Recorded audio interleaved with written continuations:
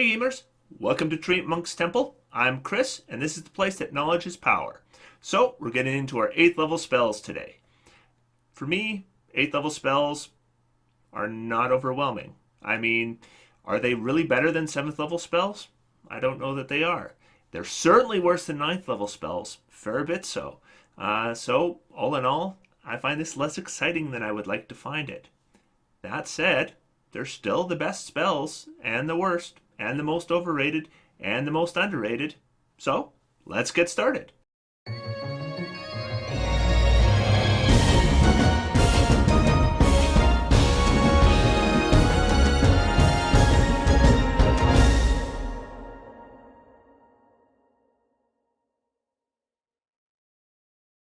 So I want to start our list today with our worst spells at 8th level.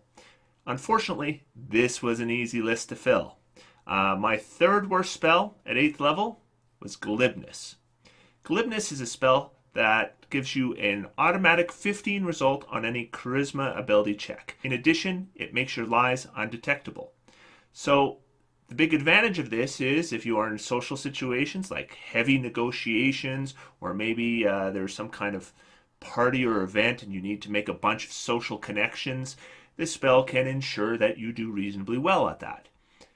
But 1 hour duration, that's not long enough for any of those things. And because this is an 8th level spell, that ensures you can only cast it once.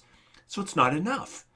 Now, when I look at spells like Enhance Ability, I can recast those spells, so then they become useful for those kinds of situations. But this spell ends up not being useful for those kind of situations. And when you look at a 2nd level spell and it ends up performing better for you than an 8th level spell, that's not very good. So this is an easy pick and a bad spell, and you probably shouldn't take it. That brings us to our 2nd worst spell at 8th level. And my choice for 2nd worst spell at 8th level is Control Weather.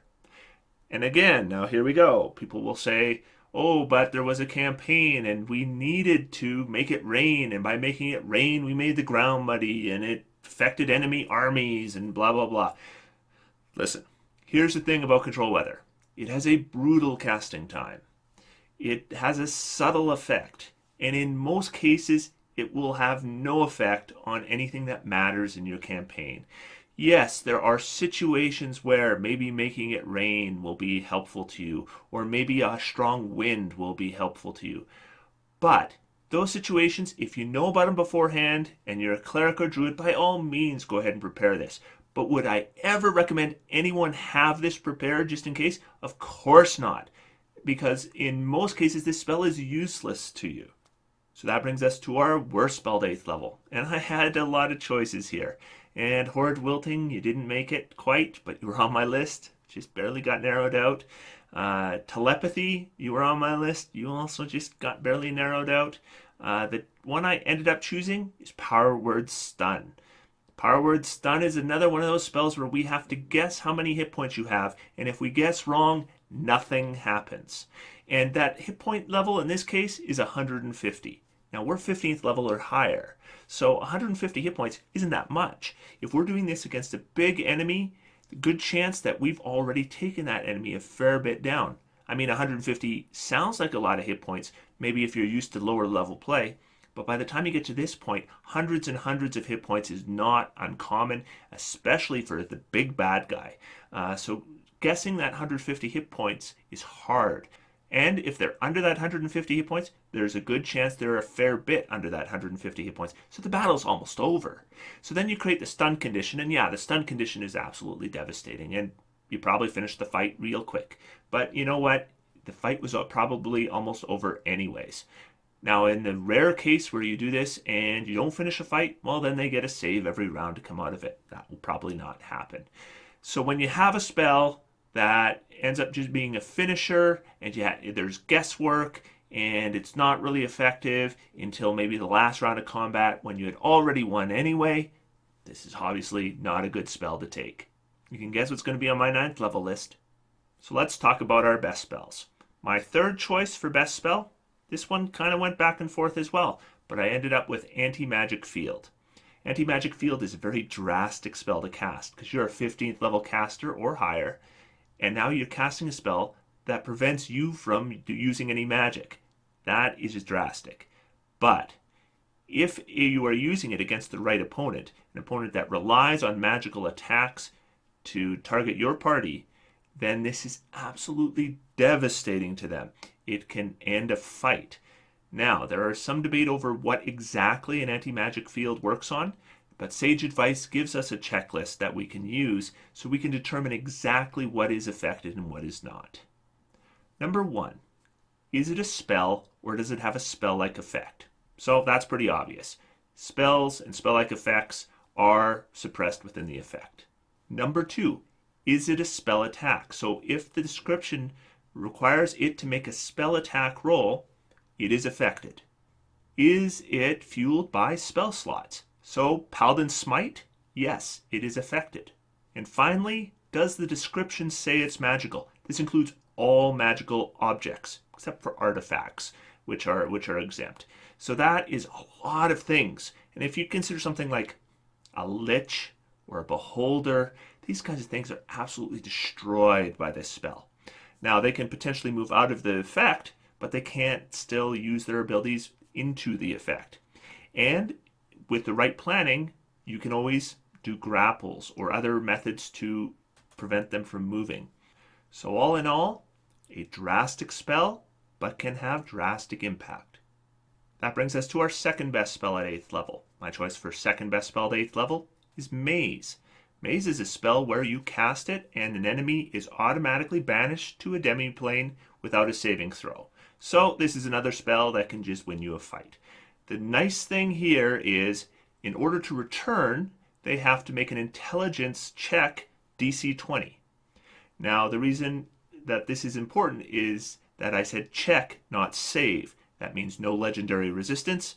It means no magic resistance. And a DC 20 intelligence check is incredibly difficult to make.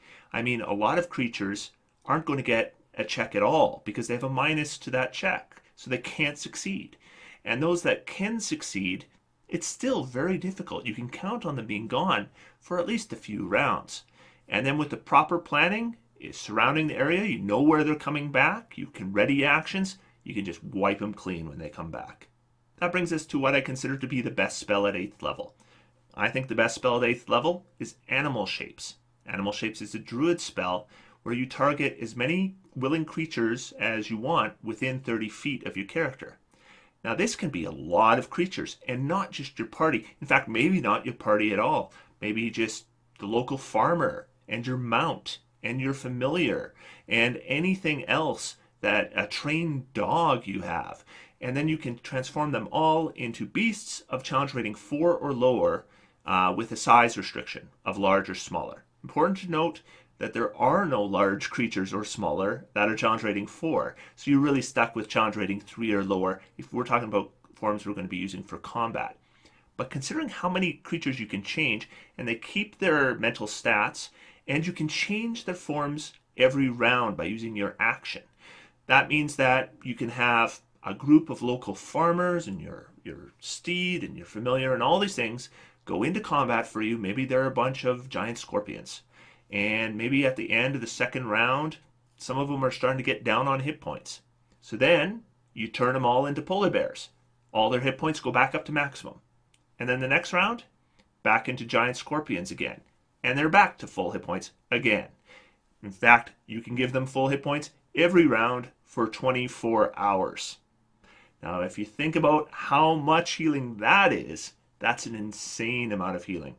Now, challenge rating 3 or 2 creatures, these aren't really powerful at this level, but it's really about the amount you can have and the fact that you can bring them back up to full every round. You can also change the forms, and this can be useful too, because maybe if you're on a land battle, you're one kind of creature, then you need to climb speed, you're another kind of creature.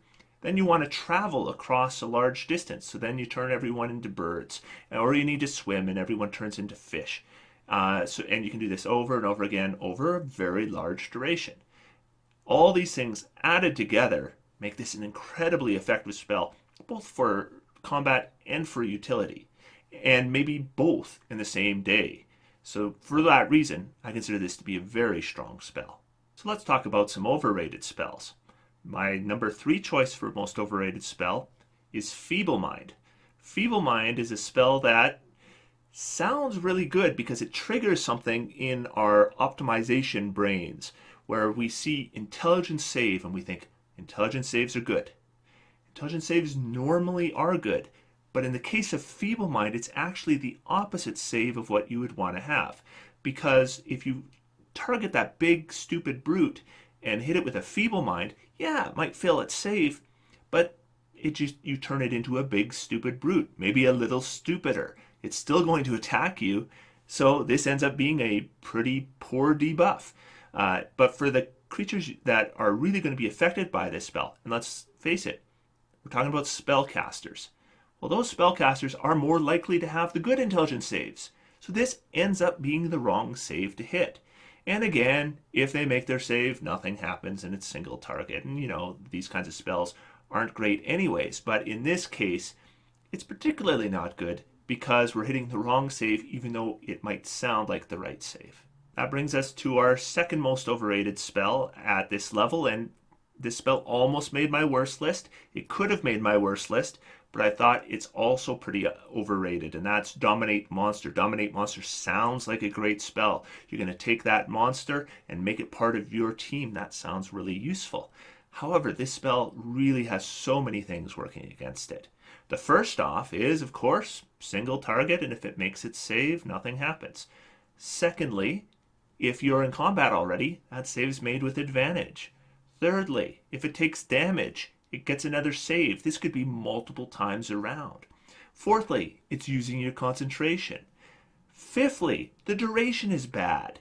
Sixthly, if you really want to exert any direct control, you're using up your actions as well. So there are a large list of things working against you with this spell. When you consider that Charm Monster, which isn't that much worse, is a 4th level spell, it kind of makes you think this should probably be a 5th level spell, not an 8th level spell. Certainly overrated.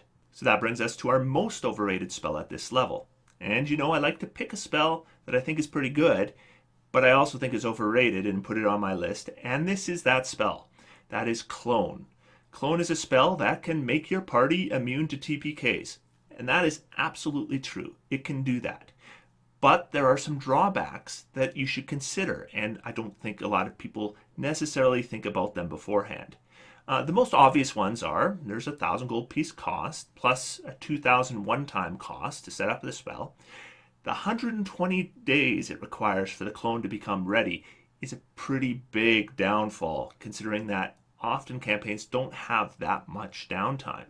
But most importantly is the effect of this spell, because if you die, you then move to your clone, and now your clone is obviously taken somewhere where it is going to be safe, so it's probably out of the action. It also doesn't have your equipment, so now you're out of the fight and you are unequipped.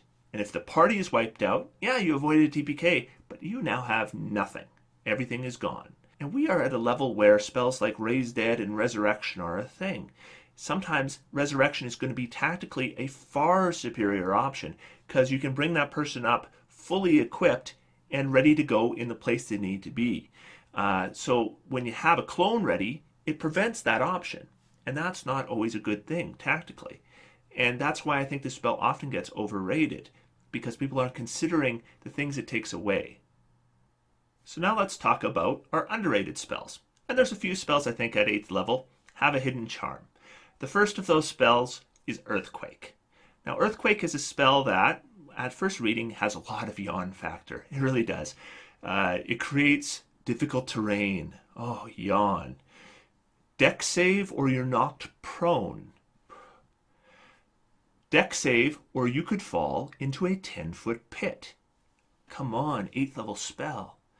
But then you look at the concentration save, because any spellcasters who are caught in this effect have to make a concentration save, and that doesn't immediately trigger any bells because you're thinking everyone's making their concentration saves at this point. But the DC of that concentration save is your spell DC, not 10, which is what it almost always ends up being. So you're probably going to have a much higher DC than 10, and that's going to make this much harder to make. Now, against one spellcaster, that's not great, but when you consider that this spell has an amazing range and a huge area of effect, you could potentially hit many spellcasters with this. So, depending on the type of combat you're having, this spell could be absolutely devastating to an enemy long before any of them are in range for you for anything they can do. The next spell on my underrated list is demi. Demi is a spell that I think is underrated because people don't realize the versatility of this spell. The obvious use of this spell is as the massive bag of holding home base area. You can set it up, you can put all your treasure in there, you can put all your sleeping stuff in there for your long rests, food, all that stuff. And then no matter where you are, your party can access it, sleep there if they need to, come back. It's a safe place. They can store all that stuff that they couldn't carry, etc., etc. It kind of makes bags of holding almost obsolete. But there is a lot of other uses for this spell as well, although that initial use is actually pretty good. We can use it as an escape spell. If you're fighting creatures that are large or bigger than that, you can cast demi-plane for the entire party to escape. And it doesn't use a verbal component, so if for some reason you're silenced, that gives an option that maybe you didn't have before. You can use it as a prison for medium or smaller creatures. You cast a spell, and then once the spell expires, they're trapped in that demi-plane unless one of them can cast some form of plane shifting, or you cast a demi-plane again to release them. Finally, this is actually a really good mass teleportation spell. You can cast this and have your party go in there, and then you can sneak to where you need to sneak to or get to where you need to get to. Maybe weeks have passed, you can cast it again, they can come out where you need them to go. No teleportation circle required, no familiarity in the location you're going to teleport to required. You can even do this with large numbers of creatures. You can have a fair number of creatures fit in this demi-plane and then pull them all out at the other side, so it can be like a real mass teleport too. So all these things put together give this spell a lot of different uses, so I think it ends up being pretty underrated. And that brings us to our most underrated spell at 8th level, which I think is antipathy, sympathy. Antipathy, sympathy is a spell that lasts for 10 days without concentration. So you can potentially cast this on every party member before you even do an adventure. And as long as you have some kind of idea over what you're going to be facing in that adventure, you can have a pretty significant impact. Suddenly it's hit with several of these spells, and it has to make several saving throws. If it fails a saving throw against your party tanks, it has to charge them. If it fails its save against anybody else, it's frightened and has to run away. So it's probably going to end up using a lot of its legendary resistances right off the bat. It might lose them all, and it might lose them all and still fail because there's so many saves involved. This is obviously quite useful. And once again, let's remember, this isn't just your party. You can even do this on your steed and your familiar and all that kind of stuff too. So you can really layer this up. 10 days duration, 1 casting per day, potentially up to 9 castings before a day, and your 8th level slot is still open. No concentration.